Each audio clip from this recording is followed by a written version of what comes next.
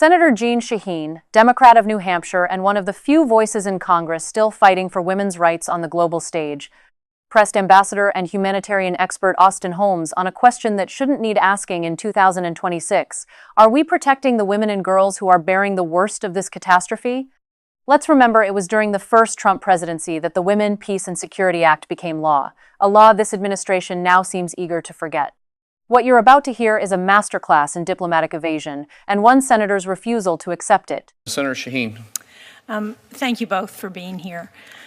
Mr. Holmes, you talked about, and I think you may have referenced this to Ambassador in your remarks, the gender violence against women and girls. The majority of internally displaced people in Haiti are women and girls. Can you speak to the humanitarian efforts that are focused on women and girls? Senator Shaheen, thanks for your attention in this matter. So I think an understated consequence is being paid by women and females throughout the country. More recently, we've seen gangs using something called community rapes, where in an effort to terrorize entire communities, they'll systematically rape every female in that community. In October, we saw 42 murdered as a part of that, many former staff members from my team. And so women play such a critical part in not just the protection mechanisms here, but in the leadership coming out on the other side of it. And so what we are proposing in the humanitarian piece is that should be a measurable and defined metric that we're reporting on consistently throughout it. If we aren't measuring it and reporting on it, we shouldn't expect it to be managed accordingly.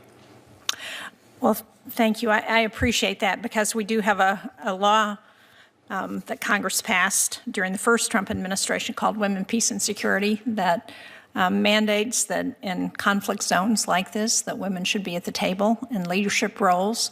Can you, Ambassador, speak to what we're doing to ensure that women are included in decision-making with respect to what happens in Haiti? Senator, let me make a first point, if I might, about the importance that you just heard stressed from Austin. The fact is that, yes, what we see is this heinous activity. It's been well chronicled, well reported. And I would stress once again, this is precisely why the paramount concern of our policy is attaining security and stability. In terms of women in various roles in government, we work with the Prime Minister and his cabinet before we had another configuration until 72 hours ago. We are continuing our conversations with this Prime Minister and his cabinet.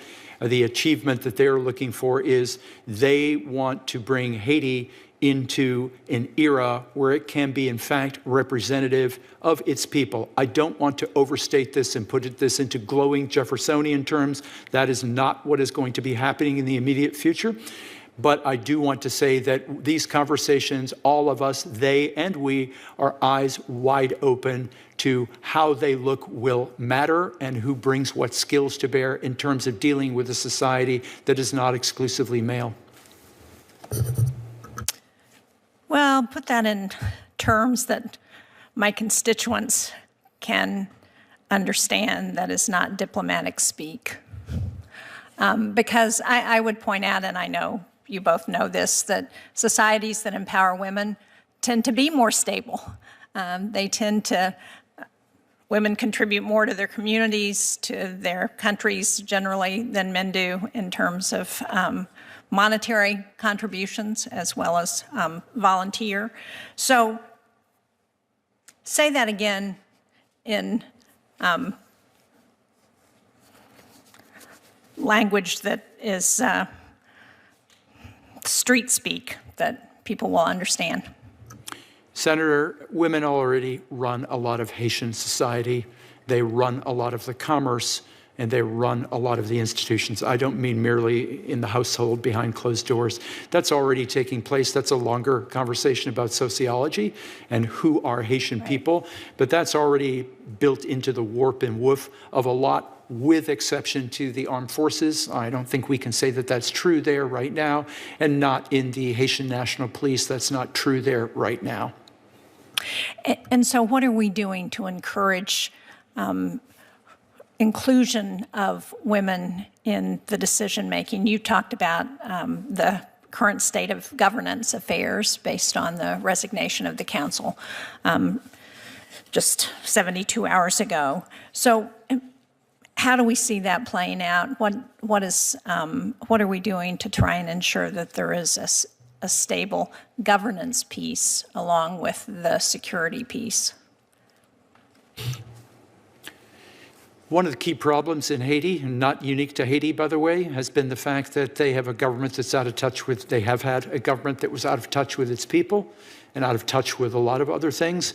I would like to think that the fact that the points you're observing, the issues of women in society, all the variables that you've noted, I know for a fact that the Prime Minister is awake to that. I'm citing him because he is the head of government now. We don't have a separate head of state.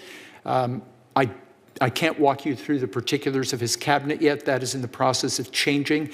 But I can assure you that the U.S. Embassy on the ground, we are in regular conversation with them multiple times a day about any number of issues. They are, like all governments I've dealt with throughout my career, enormously sensitive to how they are perceived in Washington, and emphatically so right here inside the U.S. Congress. It matters to them enormously. They are watching this testimony. They will be parsing every word of it. And so your questions have communicated volumes already. Thank you. Thank you, Mr. Chairman.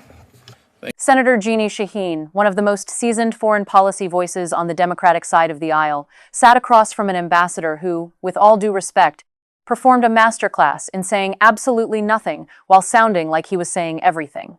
She asked a simple question: what is the United States doing to include women in the future of Haiti?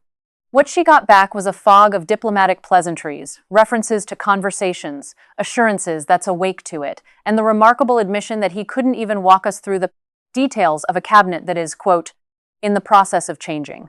Now let's talk about what Austin Holmes laid bare, because the testimony from the humanitarian side was nothing short of devastating. The systematic, deliberate sexual assault of every woman and girl in a neighborhood as a weapon of terror.